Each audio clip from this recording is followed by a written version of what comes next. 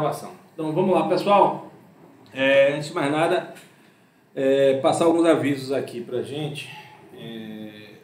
Eu já pedi a Carol para repassar essa informação ao pessoal da turma da manhã, como ela, de que eu não vou poder dar aula amanhã de manhã. Eu tenho que despachar um processo com o desembargador que só tem terça-feira de manhã. Na verdade são dois, eu vou ter que ir no tribunal, um é presencial, um é telepresencial, e de forma que eu não vou conseguir, tá, despachar, mas pelo menos aqui a gente está conseguindo, a gente vai conseguir fazer essa reposição para a turma da manhã e eu vou estar, já estou gravando, deixa eu até confirmar aqui se de fato está gravando, mas está sim gravando e eu coloco, né, para que a gente possa, para que eles possam acompanhar, aqueles que não puderam se fazer presente hoje, né, que eu já vi que tem gente da turma da manhã, a própria Carolina Dumê está aí.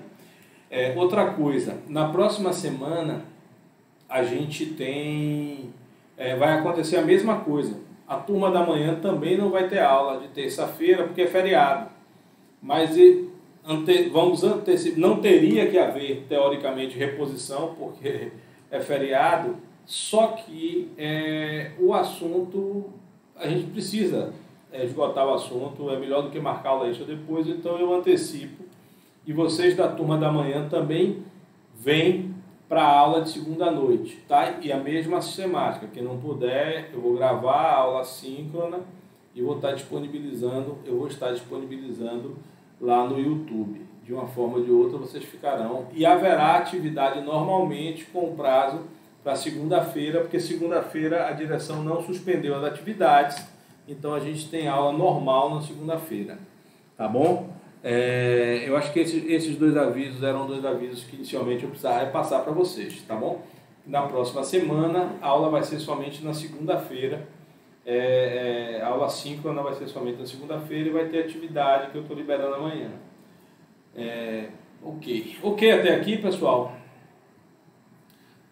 Deixa eu fazer uma aferição aqui, nominal. Alisson, o que é que você já estudou o que dos recursos excepcionais, recurso especial, extraordinário e por aí vai? Além de fazer atividade, isso está tranquilo para mim. Mas eu quero saber, você estudou o quê? Você já assistiu a aula assíncrona? Você já leu algum manual? Ou você só fez a atividade?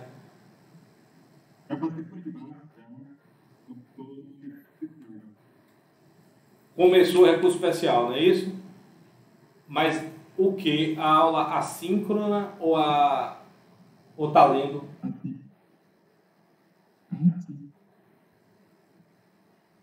A aula assíncrona, né? Tá certo. Beatriz, mesma pergunta para você, Beatriz.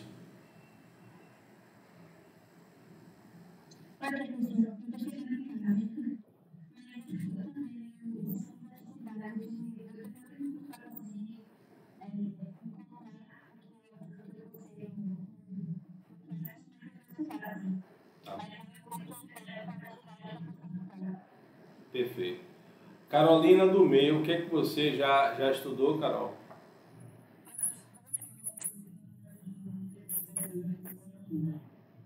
Não entrou ainda em agravo para destrancamento do RESP, agravo em RR-RESP, nem em embargos de... Certo, perfeito. Mas já pelo menos já está adiantada. Gabriel, você, Gabriel.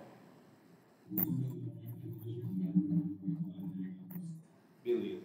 Júlia Bittencourt.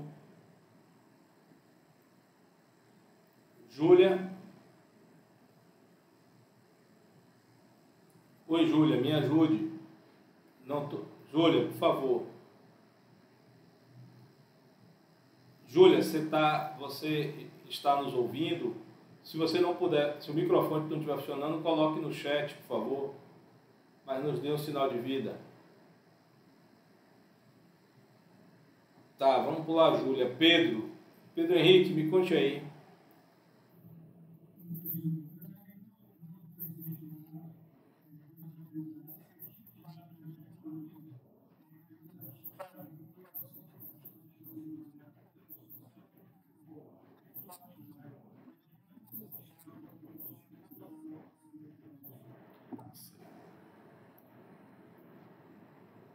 Oi, Yara, boa noite. Pode abrir até o seu microfone, faça favor.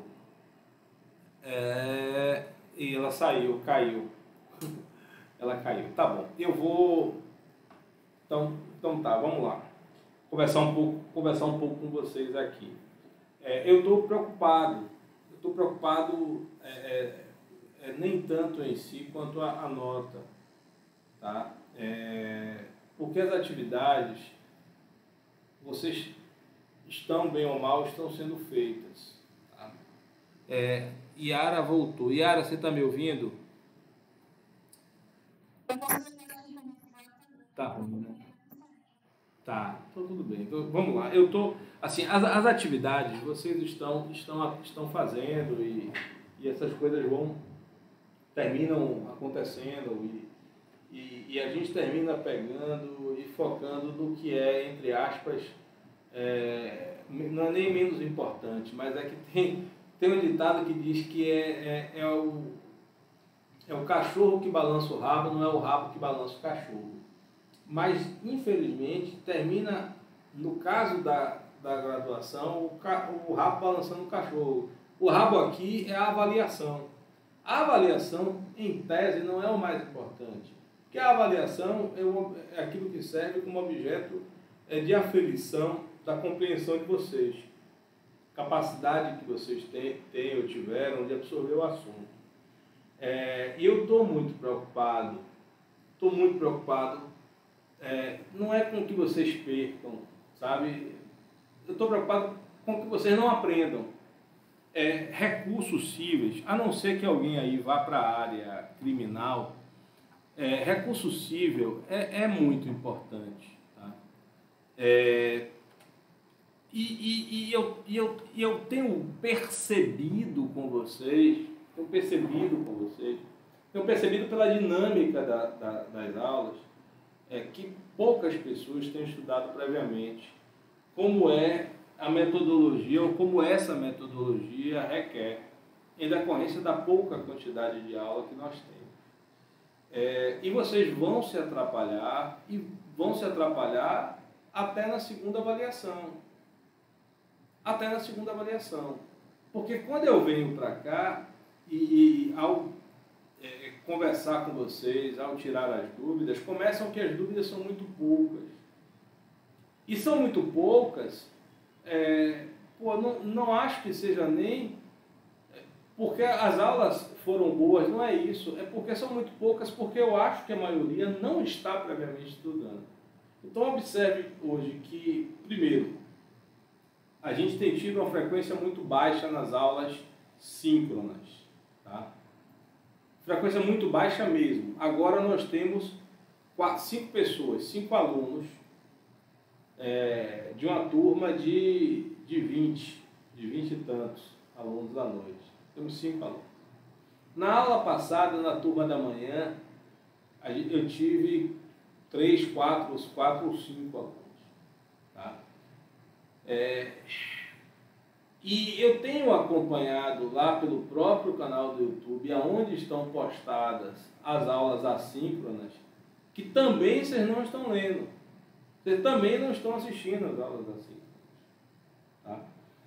E desse jeito, pessoal, vai fazer falta para vocês. Tá? Recurso cível não é como, por exemplo, processo coletivo, que você pode passar uma vida inteira sem ter feito. Mas qualquer magistrado vai precisar saber recurso cível, qualquer advogado vai precisar saber recurso cível, qualquer membro do Ministério Público vai precisar fazer recurso cível. Eu estou preocupado com vocês. Porque acho que vocês não têm conseguido estudar com a quantidade que vocês necessitam. Eu acho que já é a segunda ou terceira aula que eu tenho falado dessa minha preocupação. Tá? Não está dando também resultado. Porque também não tenho visto mudar muita coisa. Tem alguns alunos que sempre participam, sempre estudam. Sim, tem uma parte dos alunos que sempre participam, sempre estudam, que sempre estão, de uma forma ou de outra, contribuindo, mas que não constituem nem de longe a maioria. Tá? Então fica mais uma vez essa minha advertência, porque isso vai fazer falta para vocês na segunda avaliação. Na segunda avaliação fará falta. E acima de tudo, isso fará falta para vocês. Isso fará falta para vocês. Na formação profissional de todo e qualquer um de vocês que vá trabalhar no contencioso, que não seja contencioso criminal. Tá? Se alguém aí eventualmente vai fazer consultivo, ok. Se alguém aí vai trabalhar, mas se for trabalhar na área do contencioso, que não seja criminal, isso vai fazer falta. Feita essa advertência, eu pergunto a vocês assim, se vocês têm alguma dúvida ou algum ponto que vocês queiram refletir. Porque eu vou terminar hoje aqui conversando um pouco com vocês. A gente pode olhar as atividades, podemos olhar as atividades, em especial dos que estão presentes, se assim vocês quiserem. Mas eu quero falar, talvez eu acho que eu preciso falar com vocês aqui, talvez um pouco sobre o próprio conteúdo, né? Sobre o próprio conteúdo, falar um pouco com vocês sobre os recursos excepcionais, porque é um tema dificílimo, não é um tema fácil, não é um tema fácil como apelação, não é um tema fácil como agravo de instrumento, é um tema muito mais difícil, e que se vocês não tiverem noção de teoria dos recursos, especialmente vai ficar complicado, tá? Mas antes disso, privilegiando e prestigiando vocês 6 que vieram para a aula, o que é que vocês querem tratar na aula de hoje? Querem tirar alguma dúvida? Querem que adiante? Vai, Carolina, você.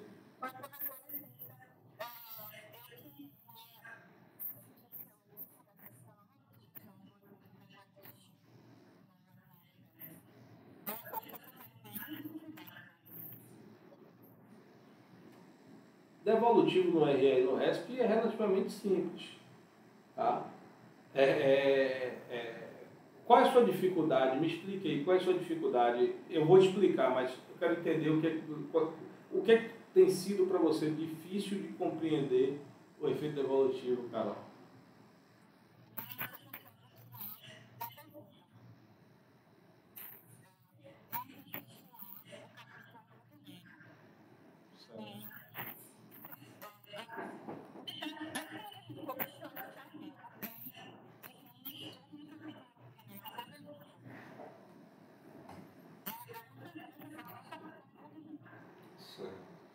Então vamos lá.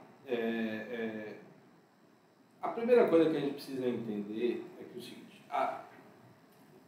o efeito principal do recurso, o principal efeito do recurso é impedir o trânsito em julgado. Você consegue compreender isso, não consegue? Bom, então, se eu interponho um recurso, esse recurso vem a ser admitido, haverá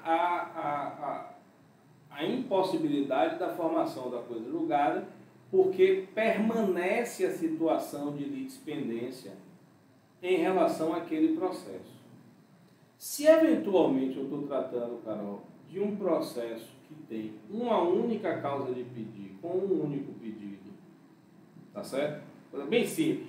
Vamos falar assim, investigação de paternidade, sem petição de herança e sem petição de herança, sem pedido de alimentos, sem nada. Apenas o reconhecimento de paternidade. Bom, se eventualmente esse pedido seja deferido ou indeferido, pouco importa para o nosso exemplo. Quando eu interpuser o recurso, eu vou estar promovendo aí um recurso total. Por que um recurso total? Porque eu estou recorrendo todo o conteúdo da sentença que eu posso. No caso, é o único pedido. E eu termino levando ao tribunal a devolução, né, de toda a matéria do processo que foi impugnado. Porque é isso que o efeito devolutivo faz. Com a interposição do recurso, se admitido, eu julgarei o mérito, tá? Do recurso. Que também não confundam mérito do recurso com mérito da causa. Normalmente, às vezes, é comum que o mérito do recurso tenha a ver com o mérito da causa.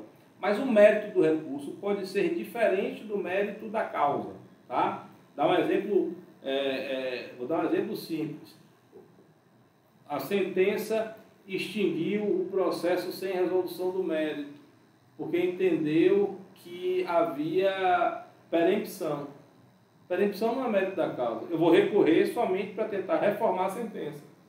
Qual é o mérito do recurso? Discutir se houve ou não houve perempção. Qual era o mérito da causa? A ação de indenização por danos morais. Então, o mérito do recurso pode ou não ser o mérito da causa. Tá? Não se confunde com o mérito da causa. Mas voltando aqui para o seu exemplo. Então, o que é que eu faço com... o que é que o recurso vai fazer? Ele vai impugnar a decisão recorrida para que o tribunal anule ou reforme a decisão recorrida. Tá bom? Este recurso interposto, que permite ao tribunal julgar o recurso, promovendo a reforma ou anulação conforme o caso, é justamente o que constitui o efeito devolutivo. Há alguns autores, na verdade, muita gente não, mas há alguns autores que criticam o termo devolução. Porque você não estaria, está devolvendo ao tribunal algo que ele nunca teve, porque o processo começou em primeiro grau de jurisdição. Mas é o termo consagrado na doutrina, na jurisprudência, no cotidiano, na praxis. É como se na prática, com o recurso, se você não quiser chamar de devolução, bote outro nome, mas use efeito devolutivo, porque é esse que é usado na doutrina da jurisprudência. Com o recurso, você entrega ao tribunal, né, o poder, a jurisdição, a competência, na verdade, na essência, a competência para fazer o papel dele de confirmar ou reformar a decisão. Isso é o efeito devolutivo. É a entrega ao tribunal da matéria que será objeto, né, de apreciação pelo tribunal. Beleza? Isso não traz problema nenhum, Carol, quando eu estou falando de uma causa simples, como a gente tratou, que só tem uma causa de pedir um pedido. Bom, mas quando, Carol, eu passo a ter cumulações, né? Eu passo a poder ter um pouco mais de complexidade na compreensão daquilo que foi levado ao tribunal. Aí vamos pensar aqui em conjunto, em duas hipóteses aqui. Vamos pegar também, já que a gente pegou a ação de alimentos, eu vou pegar uma ação também na área de família. Vamos supor que seja um divórcio litigioso em que um dos cônjuges quer imputar ao outro, né, a responsabilidade por ter cometido uma das ofensas aos deveres do matrimônio, a realização do divórcio. Então, o cônjuge, não importa se um cônjuge imputa ao outro, por exemplo, que promoveu a traição, teve traição e teve, além da traição, teve abandono do filho menor do casal, abandono do lar, sabe? Essas duas. Vamos lá, abandono do lar e traição. E os pedidos, por conta disso, você quer o divórcio, tá certo? Você quer o divórcio. E você quer também uma indenização, a partilha dos bens, de determinada forma. Você pode querer uma indenização por danos morais. Vamos supor que, por exemplo, apenas um dos pedidos tenha sido deferido. Foi deferido o divórcio, mas o juiz entendeu que não há bens a partilhar, porque os bens que foram arrolados naquele processo eram bens reservados de uma parte, ou porque adquiridos antes do casamento, ou porque recebidos por doação.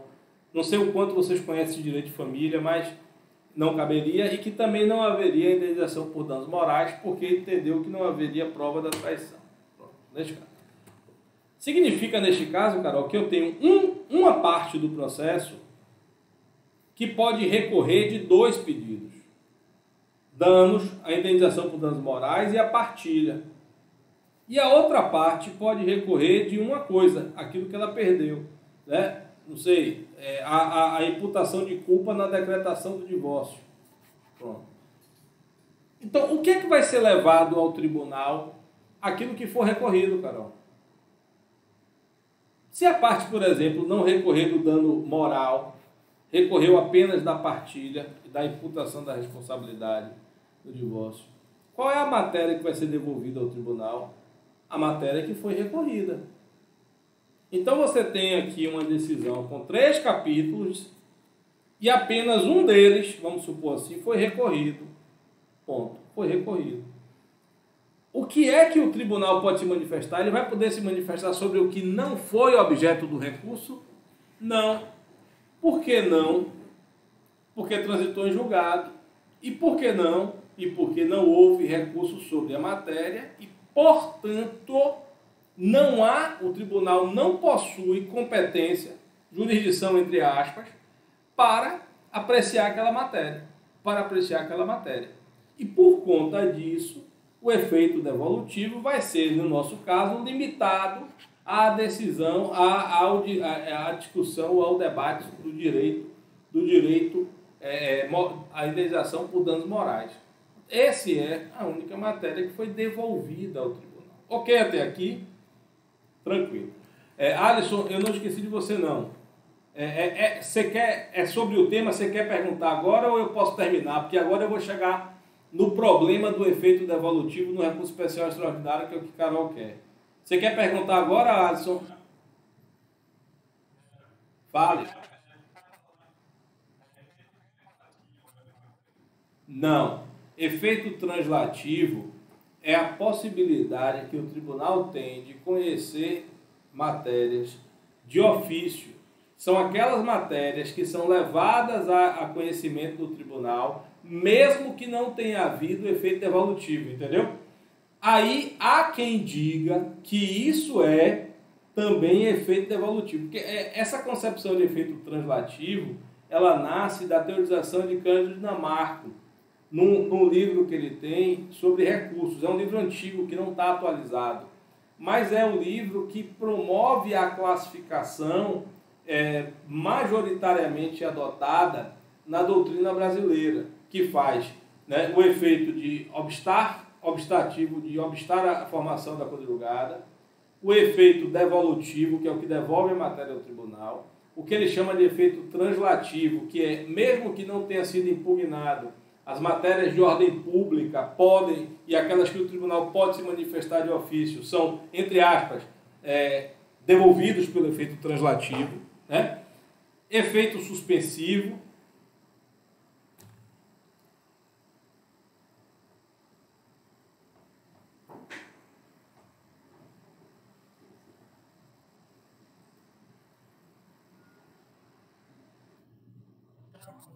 Voltei. Estão me ouvindo agora? Pronto. Então, voltando aqui. Efeito translativo, efeito regressivo, tá? E efeito expansivo. Essa classificação é a classificação de Dinamarca. É a classificação que Dinamarca faz. Então, o efeito translativo, Alisson, é aquela possibilidade que o tribunal tem de conhecer de algumas matérias, mesmo que sobre elas não tenha havido impugnação. Que matérias são essas? São aquelas matérias chamadas de ordem pública, em relação às quais o tribunal pode se manifestar de ofício. Ok até aqui? Beleza. Então, agora, Carol, eu vou fazer uma digressão mais ampla para tratar de efeito devolutivo, porque eu quero fazer uma digressão levando em consideração uma explicação um pouco dos recursos que a gente tem para estudar nessas 3 semanas, tá certo? Que são justamente o recurso especial, recurso extraordinário, agravo em RE e RESP e embargo de divergência em RE e RESP. em RE e RESP. Me dá só um segundo que eu estou aqui abrindo. Pronto. Está aqui abrindo o arquivo de um arquivo.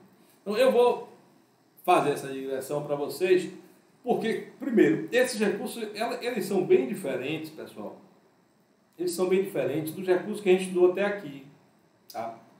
Porque os recursos que a gente estudou até aqui, eles são recursos cujo objeto central do recurso é justamente tutelar o interesse da parte e evitar que haja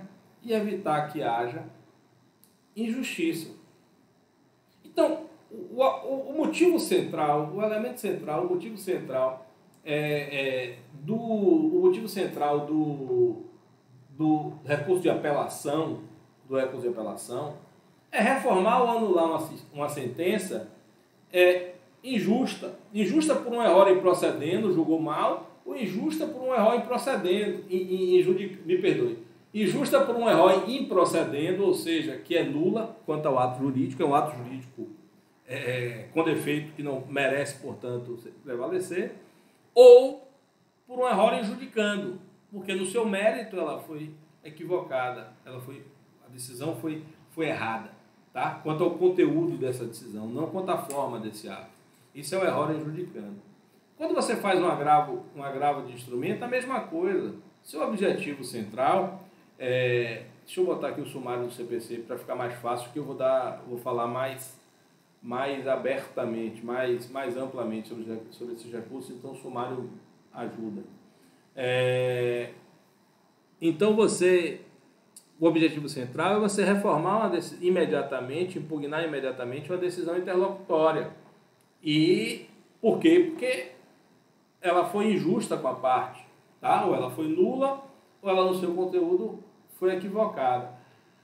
Mas o recurso especial e extraordinário e os que dele decorrem, porque o recurso extraordinário, o apelido é RE. Toda vez que eu falar RE, você já sabe, recurso extraordinário. Toda vez que eu falar RESP, é o apelido de recurso especial, tá certo? Eles têm uma série de peculiaridades. E a primeira peculiaridade que ele tem, que ele já começa, é como se ele virasse para você e dissesse, olha, sabe tudo que você viu que é o objetivo central do recurso até aqui, não é o meu objetivo central. Ponto. O meu objetivo central como recurso especial e extraordinário não é corrigir a injustiça que você quer, né? Contra a sua decisão. Há diversas decisões injustas, tá? Há diversas decisões injustas que não são objeto de RE e de RESP. Não são, e o sistema não está nem, entre aspas, só para ser mais retórico, não está nem aí para a injustiça da decisão. O fato da decisão ser equivocada é o menor, entre aspas, a menor preocupação do RE e do RESP. Porque o objetivo central do RE e do RESP, né, é que eles são recursos que objetivam a integridade do ordenamento jurídico. O objetivo central do RE, a tutela do direito da parte, a proteção do direito da parte, no RE e no RESP, elas são contingenciais. Elas não são o objetivo principal do RE e do RESP. O objetivo principal do RE e do RESP é promover a integridade, a manutenção da integridade do ordenamento constitucional, ou a manutenção da integridade do ordenamento infraconstitucional federal, do direito federal infraconstitucional. Esse é o objetivo central. E isso já começa a mudar muito. A gente tem um outro problema no RE e no RESP e nos recursos que dele decorrem, né? Que é, assim, em geral, a gente tem para uma decisão um recurso cabível. Né? Então, se você tem uma sentença, da sentença vai caber apelação. Se é uma decisão interlocutória, esta decisão interlocutória vai ser, se for imediatamente recorrível, ela vai ser recorrida por agravo de instrumento. Mas você não pode, e isso acontece inclusive, ainda que você tenha uma decisão interlocutória no bojo da sentença. Lembram quando a gente estudou a apelação? Né?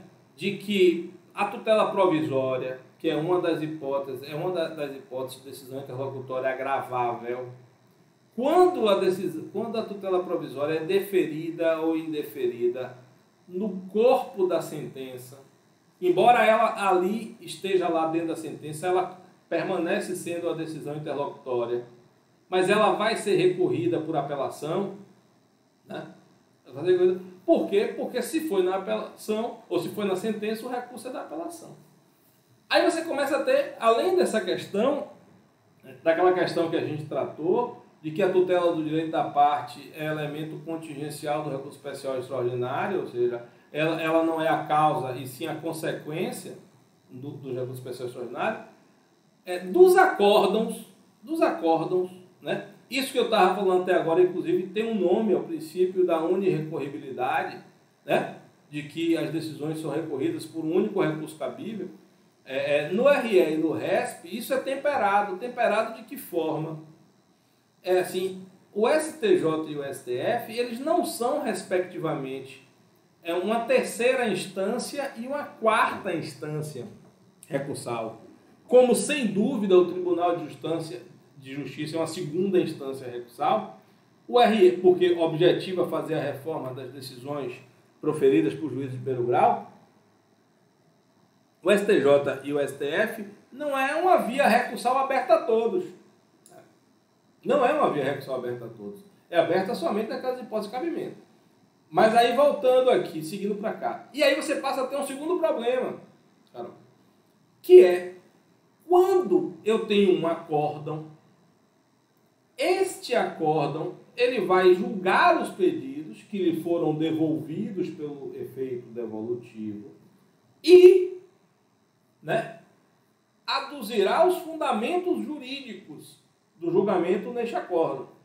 No que concerne aos fundamentos, eu posso ter, portanto, um acórdão que trata de matéria de competência, trata de fundamentos de matriz constitucional e trata de fundamentos de matriz de legislação federal e trata de fundamentos de direito local. Você pode ter perfeitamente isso. Num processo de licitação que você está impugnando por força de uma ação ordinária, que quer objetivo anular uma licitação, você pode dizer que o ato da administração no curso desse transcurso ele desrespeitou a legislação estadual que fala da Lei de Licitações Estaduais, que é 9433.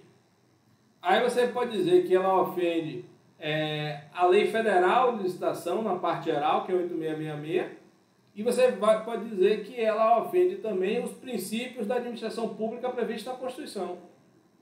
Se você pode dizer isso, você pode defender isso desde a petição inicial. Desde a petição inicial. Mas quando chegou no tribunal, que o tribunal julgou isso por acórdão, primeira coisa, a matéria relativa a direito local, a lei estadual, ela não é mais passível de recurso. Ela esgota a sua instância lá. Então essa matéria não será nunca devolvida ao STJ e ao STF através de RE e RESP. Tá certo? Ponto. Mas eu tenho um acórdão, Carol, que impugna os dois fundamentos. O fundamento constitucional e o fundamento infraconstitucional. E aí, este mesmo acórdão, ele vai ser impugnado por dois recursos.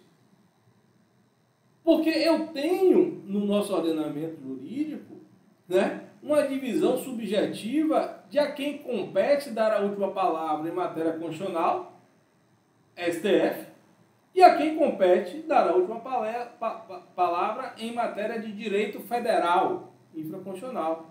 É o STJ, que é o RESP. Aí eu vou ter aí, entre aspas, a matéria devolvida de forma bipartite. A matéria relacionada ao aspecto constitucional vai ser devolvida via RE ao STF e a matéria de direito federal infraconstitucional, quando eu falar direito federal daqui para frente, entendam, direito federal infraconstitucional, vai ser devolvida ao STJ via RESP, através de RESP. E aí eu vou ter 2 recursos para promover o julgamento. Ok até aí? Mas deixa eu dar um panorama mais geral, né? Porque vocês têm muito conteúdo para estudar e eu quero dar esse panorama mais geral para vocês. Então, pessoal, aqui no capítulo 6, ele fala dos recursos para o Supremo Tribunal Federal e para o Superior Tribunal de Justiça. O recurso ordinário, a gente já viu que ele, como o nome diz, é um recurso ordinário. Ele é um recurso, né, que, embora vá para o STJ e vá para o STF, ele pode levar para revisão de matéria de fato, ele pode levar direito local, eventualmente pode haver direito local submetido, especialmente no ROC para o STJ, para o STF já não, mas no ROC para o STJ, né? E ele é muito parecido com os recursos que a gente viu até agora. Mas a partir de agora, tudo que a gente vai falar em termos de recurso, a gente tem mais essa e mais 2 aulas síncronas à disposição de vocês para vocês tratarem do tema, elas vão ser bem diferentes de tudo aquilo que a gente viu até agora. Tá bom? Daí que a gente tem essa divisão aqui, ó, em 3 partes. Para RE e RESP. Eu tenho as disposições gerais. Depois, nas disposições gerais, eu vou ter o regime jurídico específico do RE. Depois eu vou ter o regime jurídico específico do RESP. Depois eu vou ter o regime jurídico do julgamento de casos repetitivos, do julgamento de recursos especiais repetitivos. E depois eu vou ter 2 recursos, que são recursos filhos do RE e do RESP. Porque são recursos que só cabem após o julgamento de RE e RESP, que é o agravo em recurso especial e extraordinário, o agravo em RE e RESP, e o embargo de divergência em RE e RESP. Ok até aqui? Mas vamos chegar a voltar um pouquinho atrás. Por que a gente vai voltar um pouquinho atrás aqui? Para tratar um pouco do regime jurídico do RE e do RESP. Ponto. Porque existe uma parte comum relacionada a RE e RESP, tá? Que se aplica tanto a RE e RESP. Primeiro, o RE e o RESP são recursos de decisões de única ou última instância, tá? Sendo que o RE é de única ou última instância, só, simples assim, e o RESP é de única e última instância do tribunal. Do tribunal. Isso traz algumas consequências. Primeiro, das decisões proferidas por turmas recursais no âmbito dos juizados, não cabe RESP, mas cabe RE. Por quê? Porque as turmas recursais não são tribunal, pelo menos assim entendeu o STJ. Elas são turmas de julgadores de primeiro grau de jurisdição. Não se confunde com o Tribunal de Justiça. Mas como o texto do artigo 102, inciso 3º da Constituição, fala em decisão de única ou última instância e não possui o vocábulo tribunal, não permite-se o acesso de recurso extraordinário. O recurso extraordinário, pessoal, ele pode inclusive caber de decisão de juiz de primeiro grau, em uma única hipótese excepcional, que é a exceção da exceção, que são os chamados embargos infringentes da lei de execução fiscal. Na lei de execução fiscal, pela lei de execução fiscal, a sentença que julga os embargos da execução fiscal, quando estivermos tratando de um valor de valores pequenos, estas sentenças não são recorríveis por apelação. é uma exceção que começa no recurso contra a sentença. Então, na sentença proferida nas ações de até 50 OTNs, valor de referência, nas execuções fiscais, não cabe apelação. Ele cabe o chamado embargos infringentes, que é como se fosse, entre aspas, uma apelação a ser julgada pelo próprio juiz de primeiro grau que proferiu a sentença nos embargos da execução. Não vai para o tribunal, o próprio juiz rejulga a matéria, via embargos infringentes da execução fiscal. E desta sentença de primeiro grau de embargos infringentes, caberá recurso extraordinário. Por quê? Porque ela é a última instância. Ok até aqui? Mas isso traz uma série de consequências nas decisões dos tribunais. E aí eu vou pegar Pedro para fazer uma pergunta assim. Pedro, conhecimento dado para você. Das decisões, ou melhor, só cabe RE e RESP, das decisões proferidas em única ou última instância, né, no âmbito dos tribunais. Vamos pegar os tribunais, porque é o exemplo aqui é de tribunal. Pegar aqui, ó, isso é o que está, Pedro, na Constituição. Ó. Observe aqui, eu vou pegar aqui o 102.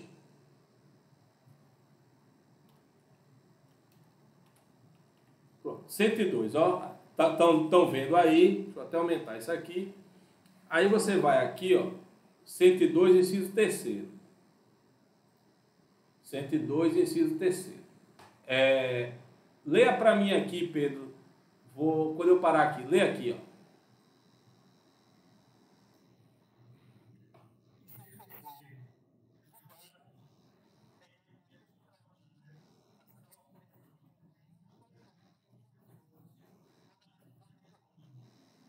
Pode?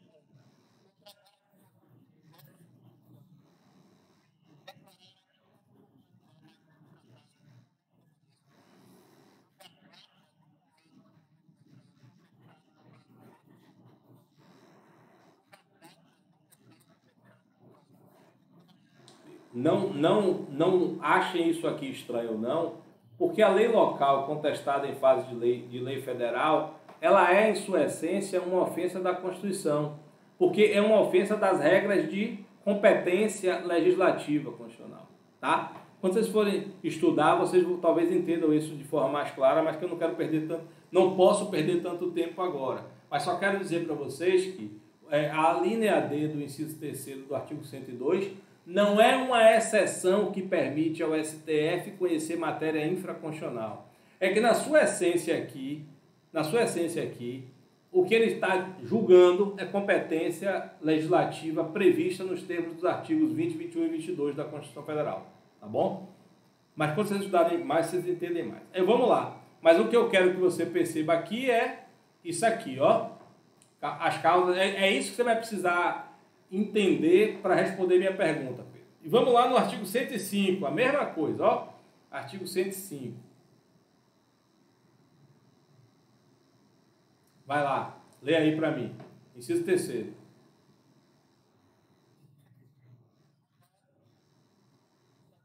Pronto.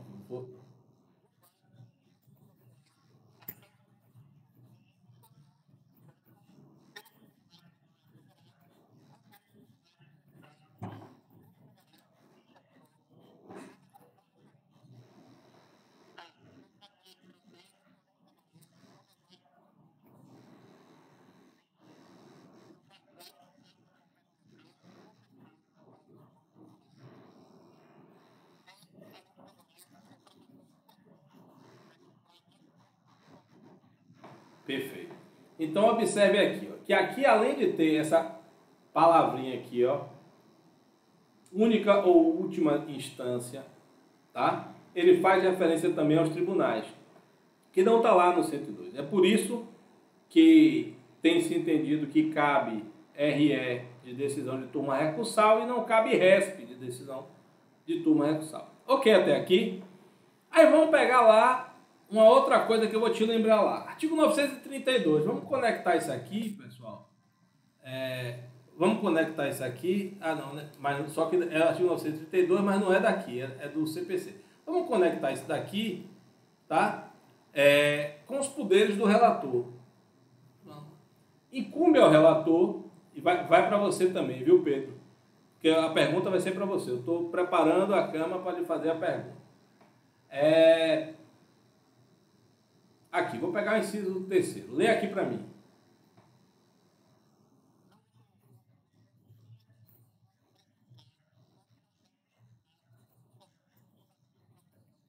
Bom, então o exemplo é, nós temos uma sentença,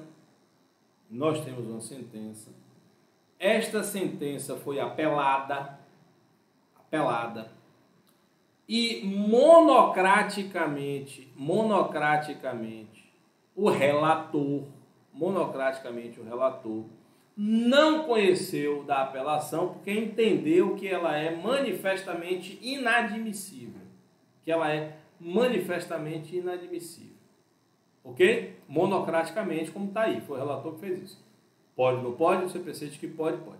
Você discorda desta decisão. Vai caber RE e RESP monocrática?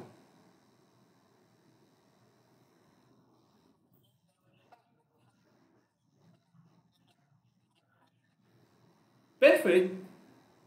Por que não cabe RE e RESP? Pedro respondeu: professor, o senhor acabou de me dizer aqui, professor, que é de decisão de única ou última instância, e se cabe, neste caso, um agravo interno, não é a última instância decisória a decisão monocrática. O que a última decisão, ou seja, a última instância, vai ser a decisão colegiada. E aí, Pedro, você pegou mais uma especificidade, e isso vale tanto para o RE como para o RESP, está aqui nessa parte de disposições gerais, tanto o RE como para o RESP, a impossibilidade, tá certo? De promover RE e RESP enquanto não forem esgotadas as vias ordinárias. Não forem esgotadas as vias ordinárias. Então, isso é um requisito específico do RE e RESP. O pré-questionamento, que é a prévia deliberação, decisão do tribunal de fato sobre a matéria, é um outro requisito específico do RE e do RESP. Tá? Mas vamos lá, diga Carolina. Primeiro e depois Alisson.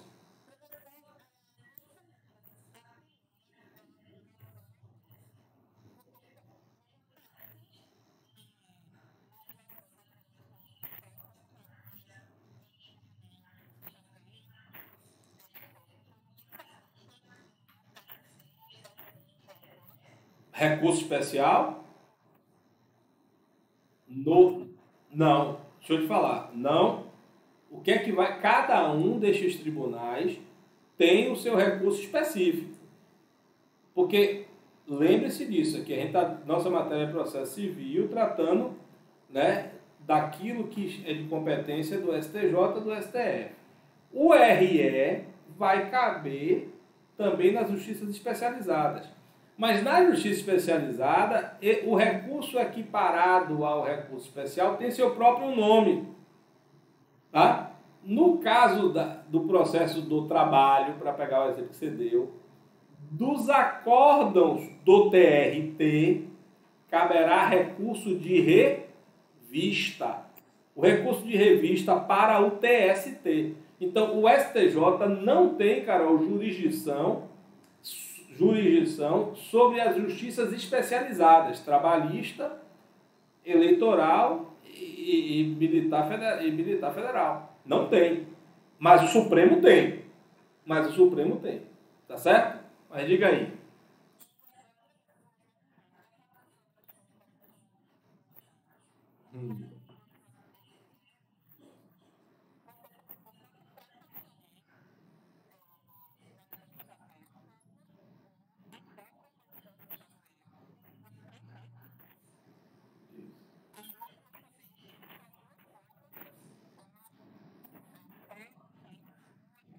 Vamos lá.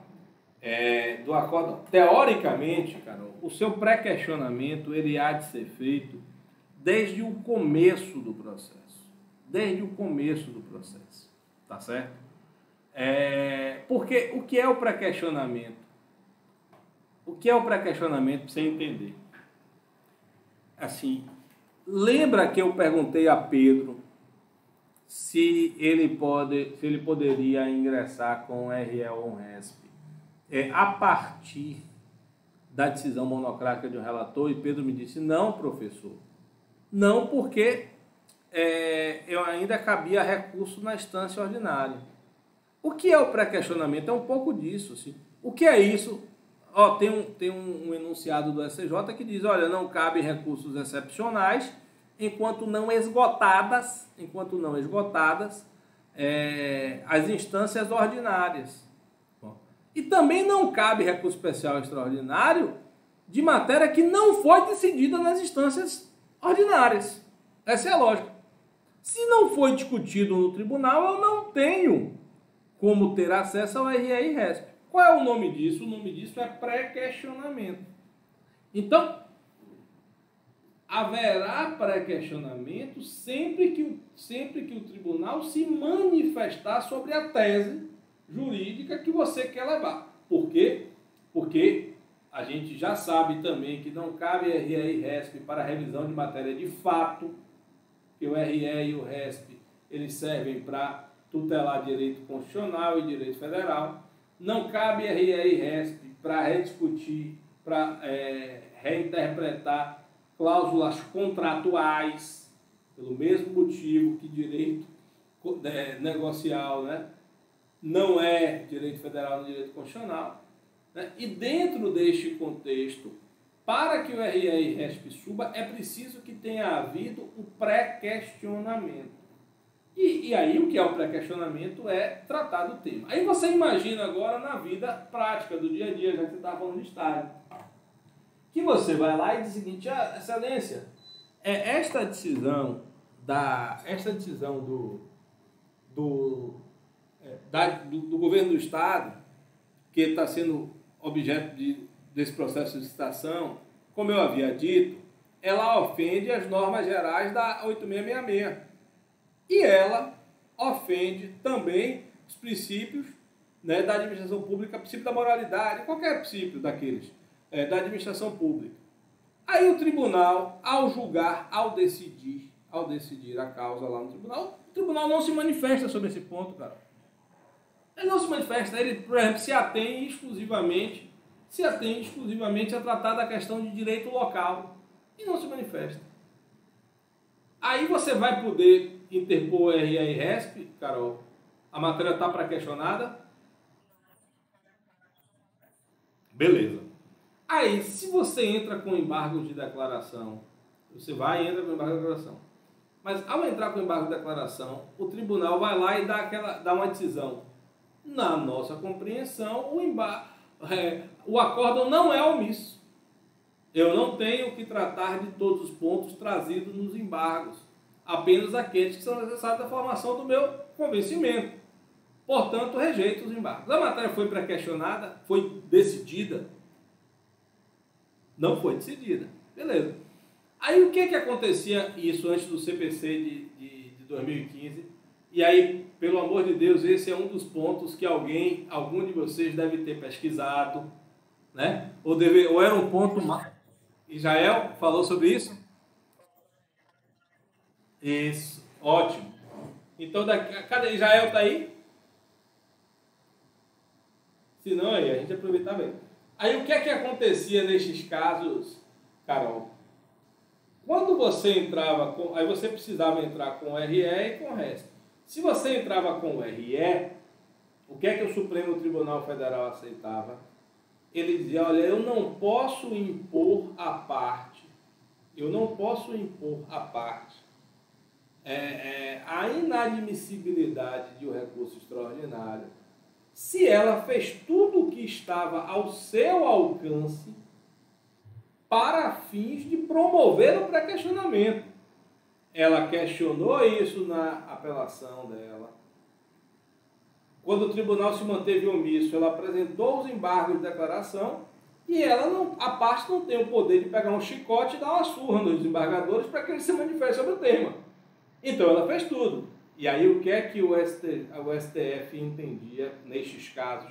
Quando você manejava os embargos de declaração com efeitos, né, com objetivos de pré-questionamento, e o tribunal se mantinha omisso. Ele entendia que a matéria estava fictamente pré-questionada. E aí o STF entendia, portanto, que o requisito de admissibilidade e pré-questionamento estava, por ficção jurídica, cumprido. E admitia e julgava o recurso extraordinário. Ok? Qual era a decisão do STJ? Outra. O STJ dizia assim, olha, eu não tenho nenhuma lei que me obrigue a considerar fictamente pré-questionado.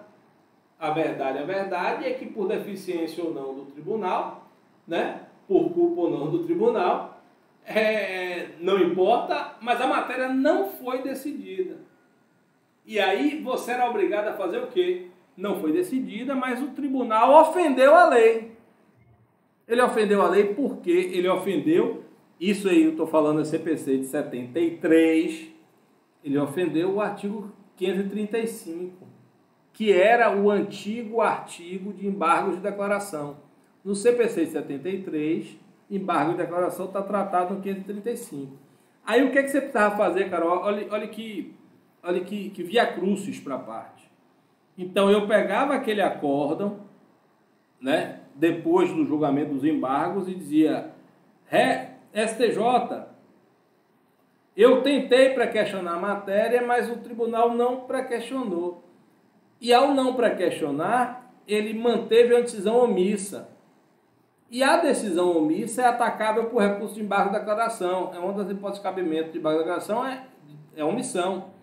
E, portanto, ao não suprir a omissão, ele ofendeu o artigo 535, que determina a supressão da omissão. Aí, se o STJ concordasse com você, ele virava e dizia, você está certo. Devolva o processo ao tribunal para mandar o tribunal rejulgar o embargo de declaração e se manifestar sobre o tema para pré-questionar. Para só então, Carol, você poder promover novamente um recurso especial, agora sim, do tema central de mérito, relacionado à matéria já devidamente pré-questionada. Tá? Aí o que é que veio o CPC? Ele pegou a jurisprudência do Supremo Tribunal Federal e jogou dentro do CPC. E ao fazer isso, expressamente, ele refutou a jurisprudência do STJ. Matéria linda para o trabalho de hoje. Eu vou até procurar o trabalho aqui de Israel, ver a conexão que ele fez. E aí, isso foi feito no artigo 1025, que você vai ler para a gente, Carol.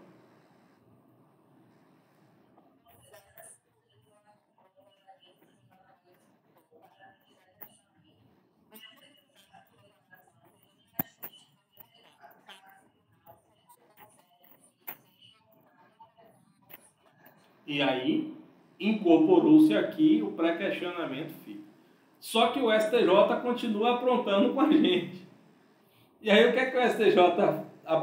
Qual é a aprontada em termos do STJ? Assim que, realmente, para você conseguir fazer subir um RESP, você tem que ter muita experiência em tratar com a jurisprudência do STJ. Porque depois do CPC de 2015, sabe o que o STJ falou?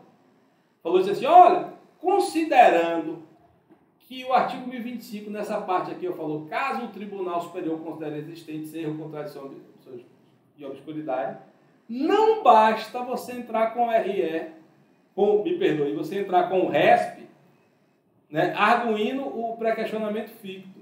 Você tem que arguir isso em preliminar do seu recurso especial, tem que ser na forma de preliminar. Isso não está aqui, mas o STJ disse que tem que ser assim. Preliminar. E você tem que pedir expressamente no seu recurso, preliminarmente, que o tribunal, que o STJ, declare existente o erro, a omissão, a contradição, a obscuridade. Se não, se você só arguir isso no meio do recurso, né, de que houve pré-questionamento ficto, a gente não vai admitir o seu recurso. Então, se no seu caso, faça uma preliminarzinha, tá? Faça uma preliminarzinha especificamente sobre o tema. Ok até aqui, Carol? Beleza.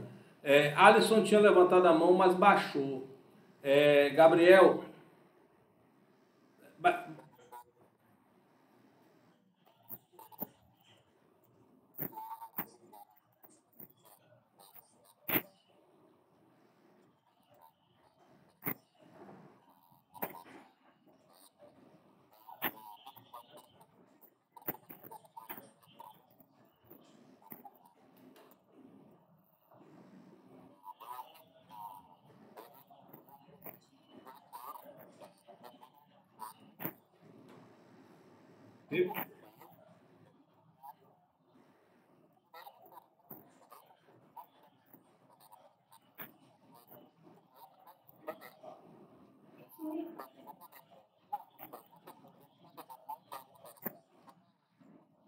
Você, como fundaria, vamos lá. O CPC, mais uma vez, esse você também usou, não é isso?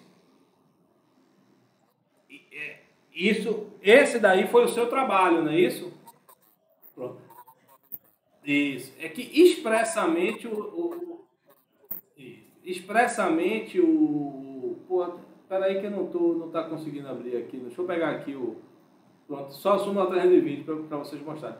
Expressamente o enunciado 320 da súmula do STJ foi afastado expressamente pelo CPC. Da mesma forma, 320. Ó, a questão federal somente ventilada no voto vencido não atende ao requisito do pré-questionamento. Aí você volta aqui, qual é o artigo mesmo? 941, parágrafo 3º. Ó, o voto vencido será necessariamente declarado e considerado parte integrante do acordo para todos os legais, inclusive pré-questionamento. Então, mais uma vez aqui, o CPC pegou e refutou a jurisprudência do STJ. Aí você vira para mim e pergunta, o que você fazia antes, Maurício? Paciência.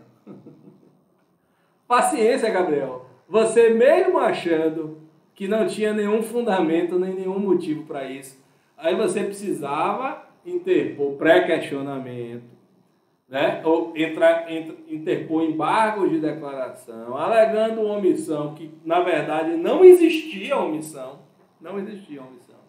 né? Mas com o objetivo de que fosse não só ventilado, mas decidido pela maioria do tribunal com efeitos infringentes para modificar, para só então você tentar entrar com RESP.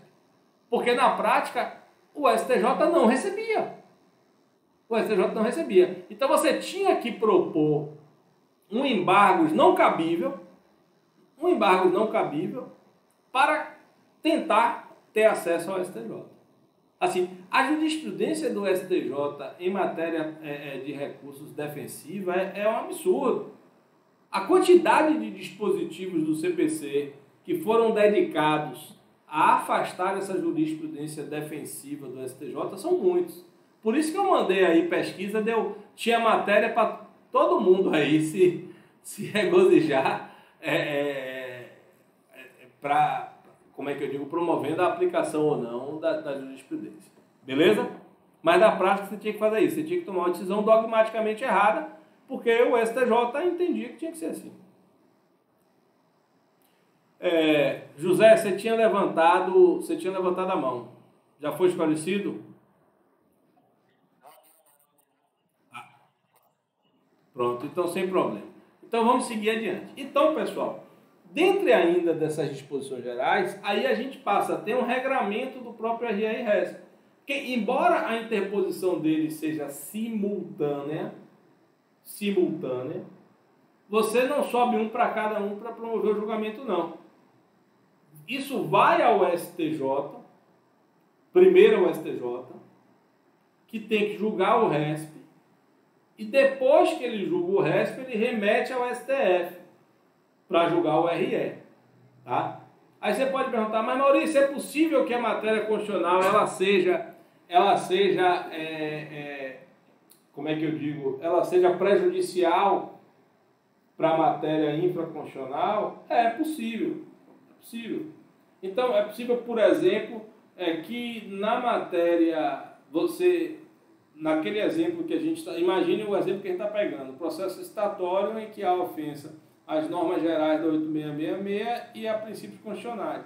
Aí você pode, por exemplo, arguir que o seu pedido principal é de nulidade de todo o processo licitatório, porque todo ele foi ofendido por um ato inicial do processo que ofendia um dos princípios da administração pública. Só que você tem um pedido subsidiário. Qual é o seu pedido subsidiário? Se você não entender que toda a licitação é inválida, que pelo menos desclassifique o licitante tal, tal, tal, tal, porque a proposta de preço do licitante tal, tal, tal, tal, ela desrespeitava as normas. Então, como esse pedido é subsidiário, eu tenho que julgar primeiro o RE, né? E aí é por isso que tem a previsão no CPC, né? Tem a previsão no CPC da remessa do processo ao STJ. Se o STJ entende que o RE é prejudicial, ele remete ao Supremo, e aí o Supremo pode concordar com o STJ, e aí julga o RE, ou pode discordar e dizer não é prejudicial. Aí ele devolve para o STJ e, obviamente, manda quem pode, obedece quem tem juízo, e o STJ vai ter que julgar da mesma forma. Ok até aqui? Beleza.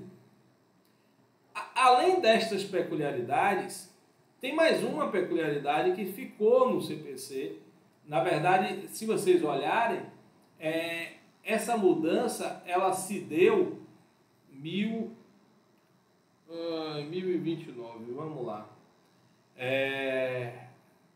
Na verdade vai ser no 1030, que é o que eu quero falar. Observe que uma parte do CPC, nessa parte aqui, foi revogada ainda antes da vigência do próprio CPC. Você sabe que o CPC é de 2015, mas ele entra em vigor em março de 2016. E antes dele entrar em vigor, em próprio 2016, houve uma mudança. Houve algumas mudanças. Tá vendo? Que foram as mudanças relativas justamente ao RESP e ao RE, no que concerne ao juízo de admissibilidade. Até aqui, eu sempre tenho falado para vocês que, eventualmente, eu falo a título de exemplo, do juízo preliminar de admissibilidade. Esse juízo preliminar de admissibilidade é quando eu tenho o juízo ACO, né, com uma possibilidade de exercício provisório da admissibilidade, antes de remeter os autos ao juízo ad quem, que é o de cima, né, que vai poder, né, concordar com o juízo provisório de admissibilidade ou simplesmente discordar, porque o juízo definitivo de admissibilidade sempre é daquele órgão responsável pelo julgamento do mérito ou do recurso. Mas antes do CPC, a gente tinha algumas hipóteses, apelação, recurso especial e recurso extraordinário, em que você fazia um juízo de admissibilidade no ACO, né? E só se houvesse recurso você iria para o juízo ad quem. Então, exemplo, determinada apelação era entendido como intempestiva. O juiz de primeiro grau, quando ia apreciar o recurso de apelação, se ele entendesse que era intempestivo, ele podia inadmitir a apelação. Ao invés do relator fazer aquilo monocraticamente, ele inadmitia a apelação. Qual era a consequência disso? É que, se eu concordasse, ótimo. Mas se eu discordar, eu podia interpor um agravo de instrumento que objetivava destrancar o RE, ou destrancar a apelação. E esse agravo de instrumento, se fosse provido, mandava subir a apelação. Tá? Mas o juízo provisório, ele é sempre provisório, porque o tribunal podia discordar. Então eu poderia entender, por exemplo, que é tempestivo, chegar lá o tribunal inadmitir, porque entendia que era intempestivo.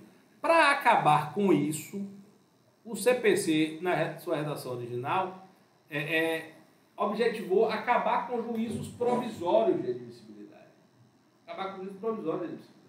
E queria que todos os recursos só tivessem juízo definitivo de admissibilidade. Porque eu me livrava de uma grande quantidade dos recursos interpostos. Para que vocês tenham uma noção, este recurso aqui, agravo em recurso especial extraordinário, do 1042, está aí marcado aqui para vocês. Ele era, ao tempo do CPC, né, ao tempo do estudo do CPC, a maior classe processual do STJ. Porque a grande maioria das decisões relacionadas ao RE e RESP são de inadmissibilidade. A gente tem uma quantidade muito maior de RE e RESP que não tem o mérito julgado, porque é inadmissível, né, do que tem. Primeiro porque a jurisprudência do STJ é malvada. Se você não tiver absolutamente atualizado, você não faz subir um RESP. Por todos os motivos que eu já falei daqui para lá. Né? E segundo, assim, porque os próprios presidentes de tribunal ACO, que são quem julga o RE e RESP, quem julga a admissibilidade provisória do RE e RESP, né? Eles tentam agradar o STJ, que não quer julgar muito, quer tentar julgar o mínimo possível, e o STF, que também quer tentar julgar o mínimo possível, né? Não no sentido de que isso seja um ato de preguiça, não é isso. É da tentativa de não transformar o STJ e o STF numa terceira e numa quarta instância. E aí as decisões de admissibilidade, elas terminam sendo, em geral, uma decisão de inadmissibilidade. Aí assim, o CPC 2015 ia acabar praticamente com isso. Né? Ele ia acabar praticamente com isso. Porque ele ia simplesmente... Né? Observe aqui quanto aqui está marcado. Né? Ele basicamente acabava com a admissibilidade no âmbito do tribunal ACO, do tribunal recorrido. E a admissibilidade ia ser no âmbito do RESP, como é hoje na apelação. Então não existe mais. Antigamente você tinha centenas, se não milhares, no Brasil todo, milhares, se não milhões, de agravos de instrumento discutindo se a decisão de inadmissibilidade do juiz de primeiro grau nas apelações eram ou não eram adequadas. Esses recursos sumiram, porque você simplesmente acabou a admissibilidade provisória. Vamos logo para a admissibilidade definitiva. O tribunal vai lá e analisa, decide se é ou se não é, admissível. E era assim, era isso que ia acontecer, né, com o RE e o RESP. Observe como era a redação originária do CPC de 2015. Recebida a petição de recurso, aqui tanto faz RE e RESP, eu estou tratando da parte geral, né? Pela Secretaria do Tribunal, o recorrido será intimado para apresentar contrarrazões no prazo de 15 dias, fim do qual os autos serão remetidos ao respectivo Tribunal Superior. RE para o STF, se só tiver RE, se tiver só RESP ou se tiver RESP e RE para o STJ, para analisar primeiro. Tá? Então você não tinha juízo de admissibilidade. E aí, o que o STJ foi consultado sobre o tema, o STF foi consultado sobre o tema, na época da edição do CPC, concordaram que era melhor acabar com todos os agravos para destrancamento, né? Todos os agravos para destrancamento, e agravo em RE e RESP concordaram. Só que depois eles mudaram de ideia. E quando mudaram de ideia, fizeram mais grave ainda. Porque eles, além de atribuírem um juízo provisório de novo de admissibilidade, está aqui, recebida a petição de recurso pela Secretaria, o Tribunal recorrido será intimado para apresentar contrarrazões, fim do qual os autos serão concluídos ao presidente ou vice-presidente do Tribunal recorrido, né, juiz da COR, que deverá. E aí, meu amigo, esse artigo 1030 tem uma palestra que eu dei, está lá, que é mais de meia hora só para explicar esse artigo 1030. Só para explicar como ficou complexa a admissibilidade. Mas para o que nos interessa aqui hoje? O que nos interessa aqui hoje? É que o RE e RESP passaram a ser o único recurso que eu tenho juízo provisório de admissibilidade. Juízo provisório de admissibilidade. Né? Que ficou na sistemática antiga. Então, eu interponho o RE e RESP, ou só o RESP, ou só o RE, e aí o presidente do tribunal, ele pode entender admissível ou inadmissível. Tá? Se admissível, ótimo, sobe para o STJ ou para o STF, a depender do caso. Raríssimo de acontecer. Raríssimo de acontecer. Se inadmissível, aí eu terei duas opções, a depender do caso. Ou eu vou entrar com um agravo em RESP, que é esse agravo aqui do 1042, ó. Vamos lá, ele, 1042.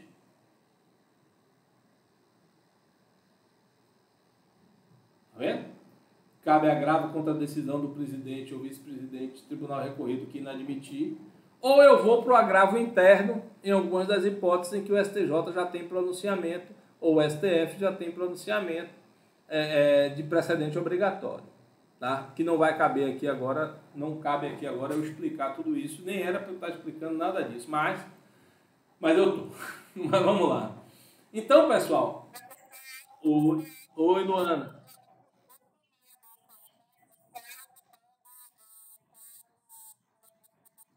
Isso, que aí vai, porque aí vai para agravo interno, para o pleno do Tribunal ACOF.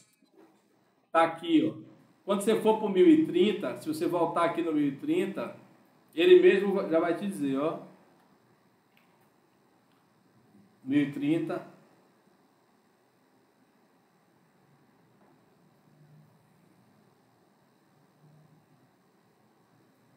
Aqui, ó. Parágrafo 1º. Da decisão de inadmissibilidade com fundamento do inciso 5º, caberá agravo ao Tribunal Superior, que é o agravo do 1042. Da decisão de inadmissibilidade dos incisos 1º e 3º, caberá agravo interno nos termos do artigo 1021, ou seja, agravo interno para o Tribunal Pleno do respectivo tribunal ou da Corte Especial. Beleza? Tem um seminário meu, tem uma videoaula lá, um seminário de 30 minutos só sobre o tema. Mas voltando para esse panorama geral. Então, pessoal, a gente tem as regras gerais relacionadas à admissibilidade, que se aplica tanto ao RE e ao RESP. As regras de processamento que se aplicam tanto ao RE quanto ao RESP. E a gente tem as regras próprias do juízo provisório de admissibilidade e tramitação que se aplica tanto ao RE e RESP. Ok? Bom, além disso, a gente tem o regime jurídico específico do RESP e o regime jurídico específico do RE. Então, por exemplo, no RESP, basta, entre aspas, que tenha havido ofensa ao direito federal. Né?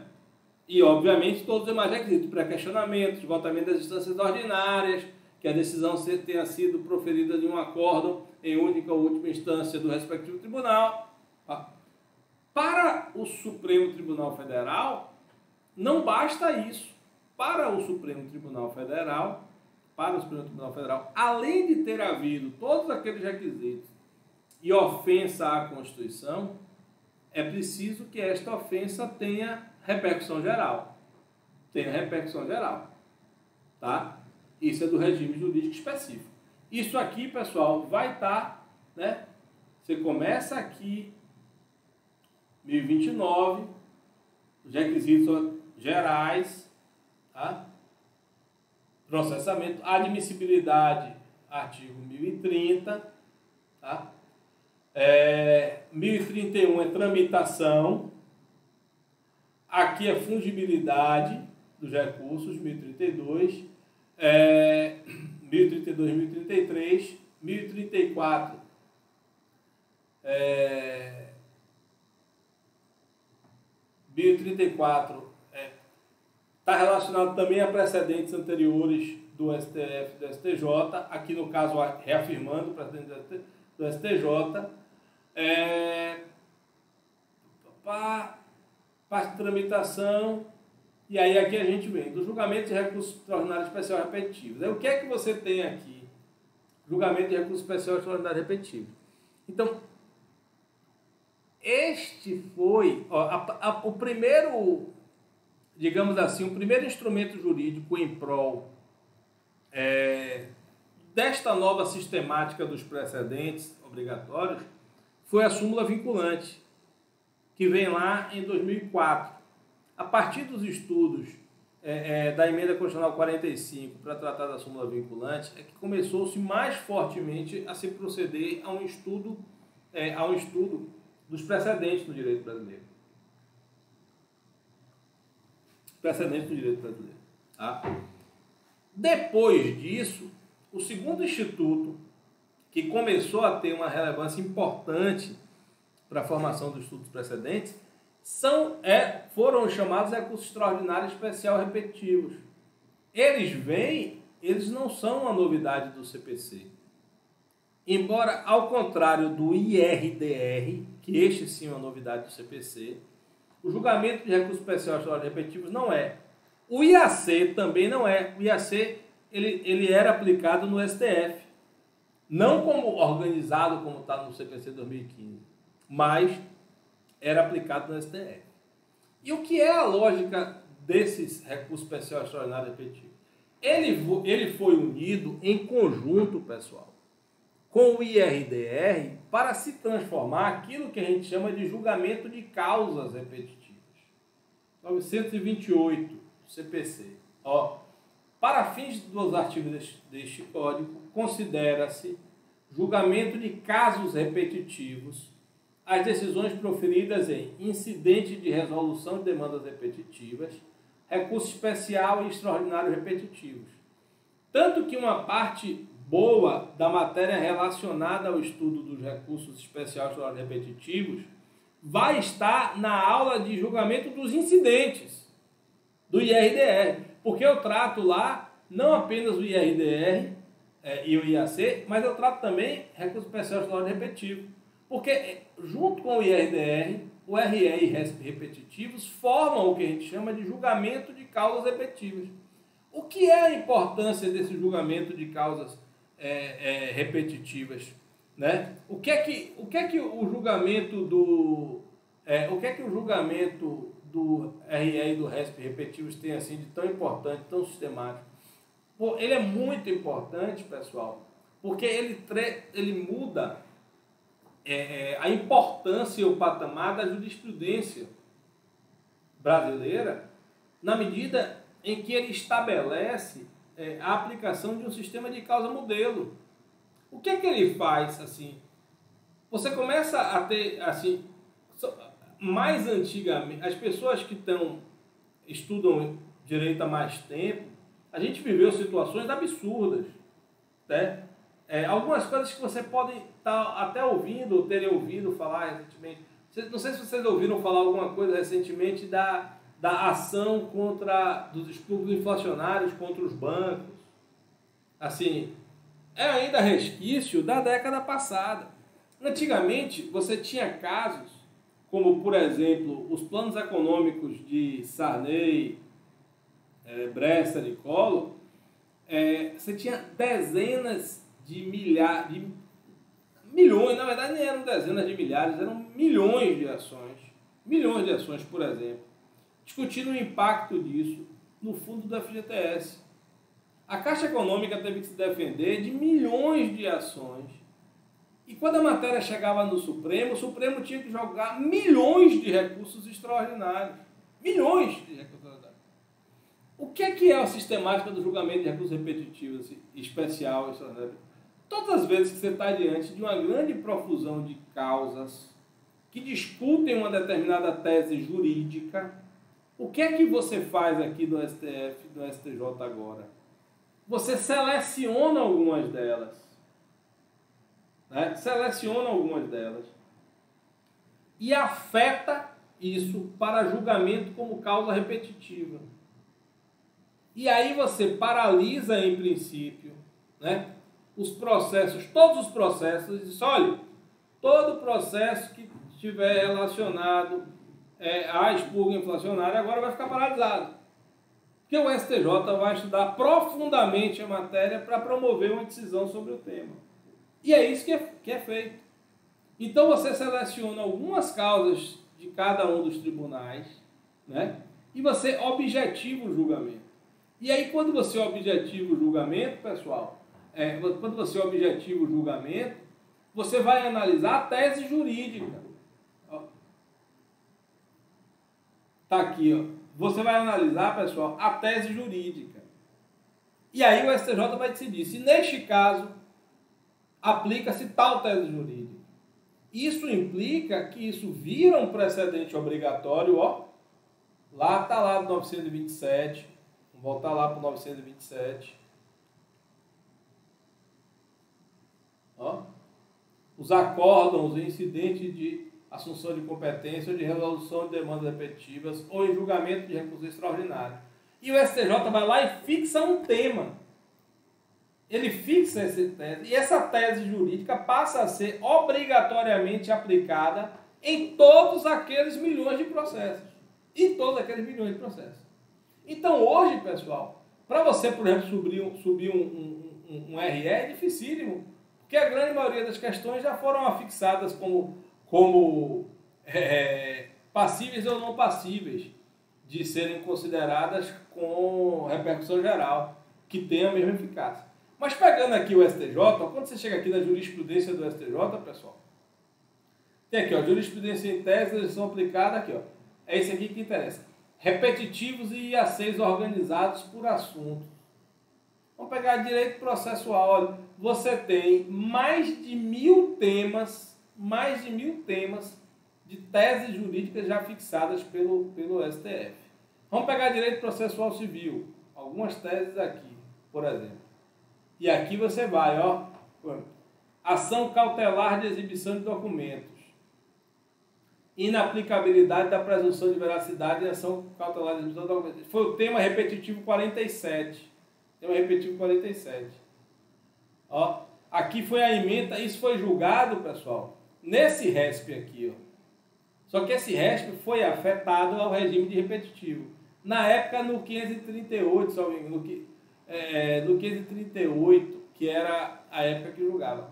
E cada um destes aqui, ó, são temas já fixados no STF. Temas já fixados no STJ, perdoe. E o STF tem outro mundo de temas desse daqui, ó. Observe quantas páginas aqui, ó. 36 páginas encontradas de 10. Aqui dá mais de 360 temas. 360 temas que foram fixadas, a sua grande maioria, né? A sua grande maioria em julgamento de recurso especial extraordinário repetitivo. E aí você tem o recurso extraordinário especial, né, repetitivo com essa relevância, que eu estou trazendo aqui para vocês. Tá bom? Mas terminado o recurso especial extraordinário, né, a gente ainda tem 2 outros recursos que são filhos do recurso especial extraordinário. Você tem o agravo em recurso especial e em recurso extraordinário. Que agravo é esse em recurso especial extraordinário? A gente já viu, aquele que Luana perguntou. Ó, em algumas das hipóteses de decisão de inadmissibilidade do recurso especial ou do recurso extraordinário, caberá a interposição do agravo em RE ou agravo em RESP, cujo objetivo deste recurso é um só: é mostrar ao STJ no RESP, no agravo em RESP, ou mostrar ao STF no agravo em RE, que a decisão do presidente ou vice-presidente do tribunal que inadmitiu o recurso era errada. Então, o agravo tem o objetivo de destrancar o RE que foi paralisado na presidência ou vice-presidência do tribunal, ou o RESP paralisado na presidência ou vice-presidência do tribunal. Então, ele é um recurso que é contra o juízo de admissibilidade negativo provisório do respectivo tribunal. nas hipóteses de seu cabimento, porque, como eu já disse a vocês, em algumas hipóteses caberá agravo interno. Mas quando couber, será o agravo do 1042, ou agravo em recurso especial, ou agravo em recurso extraordinário, conforme o caso. Beleza? Por fim, o último recurso do nosso sistema recursal também é um filhote do RE e do RESP, que é o chamado embargo de divergência. Os embargos de divergência, eles só cabem em RE e em RESP. E eles têm um outro objetivo. O objetivo deles é promover uma pacificação interna da jurisprudência do respectivo tribunal. Ou seja, uma pacificação interna da jurisprudência do STJ ou uma pacificação interna da jurisprudência do STF. Então, quando, por exemplo, a primeira turma vem decidindo de uma forma do STF e a segunda turma vem decidindo de outra forma do STF, ou seja, a primeira turma aplica determinada tese no julgamento de um RE e a segunda turma outra tese. Você vai poder promover um embargos de divergência para levar a matéria ao pleno do STF, para que o pleno do STF decida aquela incontinência jurisprudencial e fixe o entendimento que há de ser seguido pelo respectivo tribunal. Então, a mesma coisa, o STF tem uma turma do STJ julgando de uma forma e uma turma do STJ julgando de outra. Afeta a seção do STJ competente para julgar aquela questão e ele vai fixar o entendimento. Mas isso só vai caber nos julgamentos de RE e RESP. Oi, José.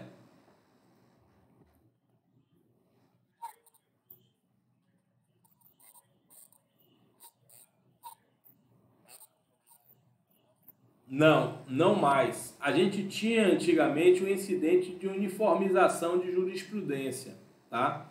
Mas ele não existe mais. Ele não existe mais. O único instrumento que você pode fazer isso seria o IAC, que é um incidente de assunção de competência, porque você remete ao órgão superior para que fixe a tese nas hipóteses de relevância. Mas o objetivo central não é propriamente a divergência da jurisprudência interna, tá? A divergência da jurisprudência. Nós não temos um instrumento, tínhamos no CPC 73, mas não temos mais. O que mais se aproxima disso seria o IAC, um incidente de assunção de competência. Beleza, José?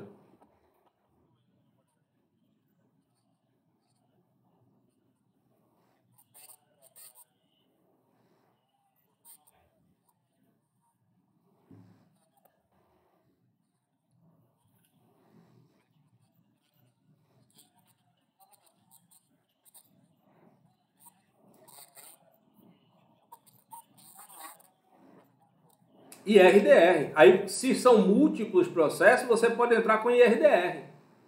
E aí o IRDR pode ser interposto no tribunal. Então, o que pode fazer, ou seja, o IRDR, José, é quando você tem múltiplos processos em que está havendo decisões divergentes. O IRDR pode ser instaurado nos tribunais de justiça, nos tribunais regionais federais, também nos tribunais regionais de trabalho, né? Mas vamos pegar aqui o que é nossa praia, que é TJ e TRF, e aí o tribunal fixa o entendimento e passa a ser obrigatório, tá? E passa a ser obrigatório. Mas assim, o IRDR, ele pode ser uma coisa relacionada a direito local ou pode ser uma coisa relacionada a direito federal, né? E o objetivo em si não é nem pacificar tanto assim a jurisprudência interna, é gerar um precedente obrigatório.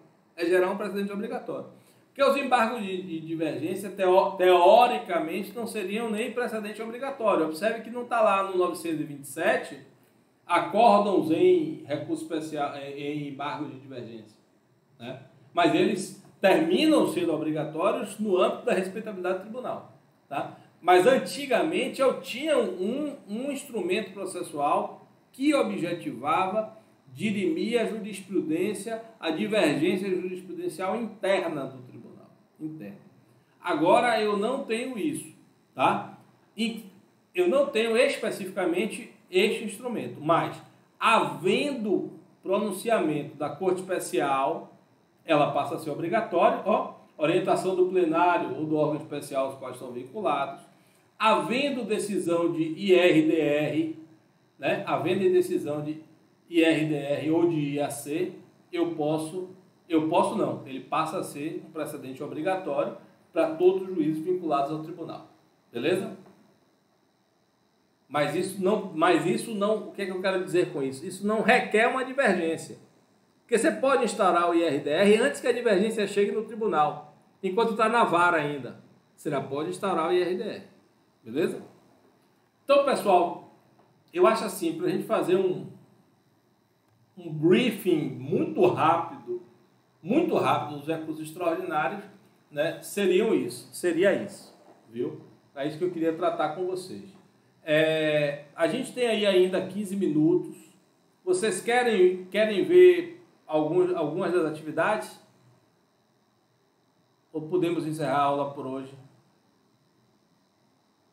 Então, vamos encerrar a aula por hoje. E lembrem-se que na próxima semana, os alunos de terça-feira de manhã não terá aula porque é feriado. A gente vai antecipar a aula para segunda-feira, dia 11 de outubro, né? Espremido no feriadão. A gente estaremos aqui firme e forte para corrigir as próximas 2 aulas, pessoal. Eu vou fazer a de correção realmente do trabalho. Quais serão as próximas atividades? A próxima atividade para a próxima segunda, dia 11 de outubro, vai ser uma questão subjetiva de RE e RESP, tá bom? De RE e RESP. E na outra semana, nossa terceira aula dedicada a RE e RESP, que vai ser no dia 18, tá? 18 de outubro, vão ser questões objetivas de tudo.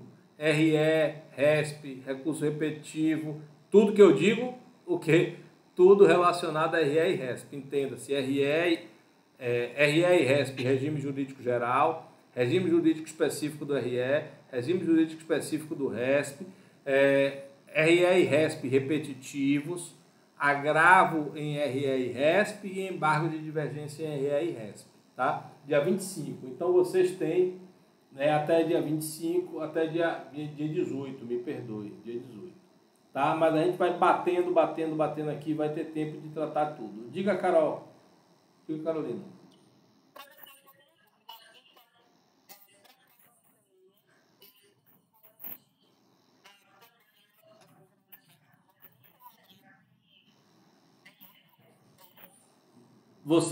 Eu lhe sugiro que faça isso, mas você não vai precisar. Em princípio, vai ser só RE e RESP.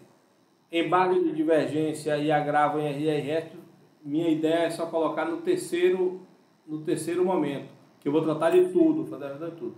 Mas se você puder já ir estudando, já vá, tá?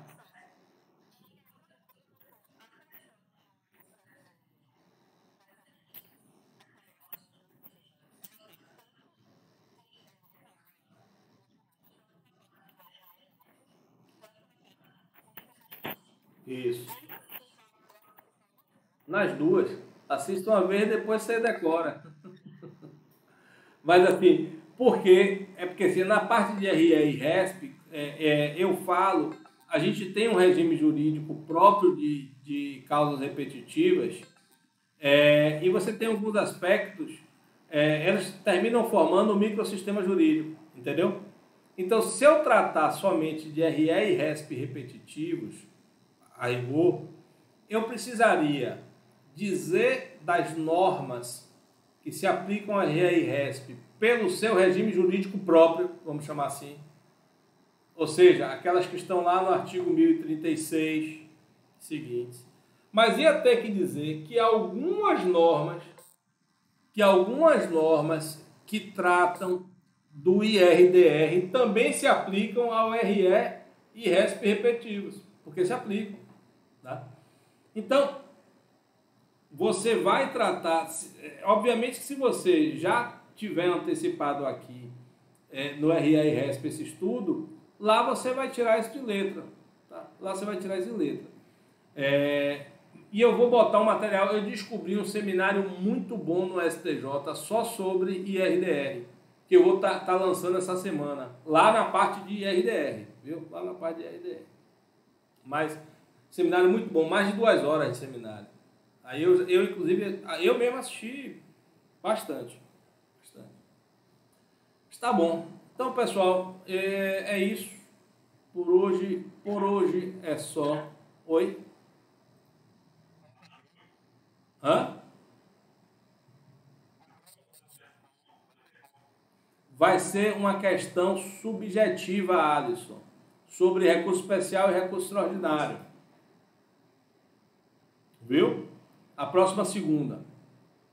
Então tá bom, pessoal. Um abraço grande. Até dia 11, no espremidinho lá do feriado. Entre um feriado e outro. Abraço grande. Entre o domingo e o feriado de terça-feira. Um abraço.